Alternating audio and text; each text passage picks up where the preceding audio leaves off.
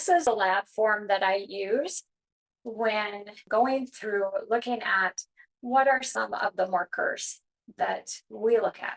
So when we're looking at functional labs, the ones that we're going to look at in determining what is going on with your digestion is we actually look at your glucose and see where your blood sugar is. And you might think, what does blood sugar have to do with glucose? I thought that was pancreas or liver. And it is, but it also can be digestion related. Now, we also look at your albumin down here, this level right here. And if this is high or low, these are the functional ranges. Again, I am not the one that came up with these ranges. Dr. Datis Karazian, he's the doctor that did he's got all the letters behind his name, and he's the one that did all of the research and testing and has been all over the world and done all of that, and knows that these are where these values need to be to hone in and see where these values really need to be when people are going to the doctors and they're seeing normal test work come back, but yet still feeling really like garbage. And they are like, well, what is going on? This narrows things down and really can pinpoint better where these functional ranges can land. So low or high, we see some inflammation in the gut area. We also look at globulin when we're looking at the digestive system. We look at the ratio between these two. And again, if they're low or high outside of these functional ranges, then we know we have a gut issue. We also take a look at the liver, and we also do take a look at the cholesterol. So we would be coming over here and we would be looking at your cholesterol, because your cholesterol plays a part in your blood sugar, and it also plays a part in your digestive health. A lot of people think it only has to do with the heart, but your cholesterol has a lot to do with your gut health, and it can really tell a lot about what's going on in your digestive health. Then we'll come down here and we do take a look at your vitamin D level as well. And I know a lot of practitioners medical doctors don't know what to do with vitamin D. They don't even, a lot now, they're saying that if it's between 32 and 60, that's great. But we know as functional practitioners that if it's not up by 80 to 100, even if it's over 100, we're okay with that, because we know that that's where people perform their best. So that all plays a part in that. We also look at the CBC with the diff. Now, what does this have to do with gut health? Well, this has to do with gut health because a lot of times you will get, these labs will come back normal. And again, it's all going back to why. Why are you not feeling good, but your labs are normal?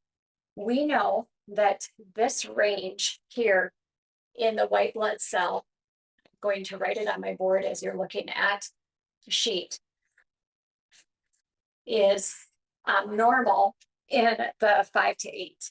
But if it's high, of course, we know you have an infection, right, of some sort. We also know that the neutrophils are normal between 40 and 60%. But if they're high, then we know that there's a bacteria going on. The lymphocytes, if they're high, we know that we have something viral going on.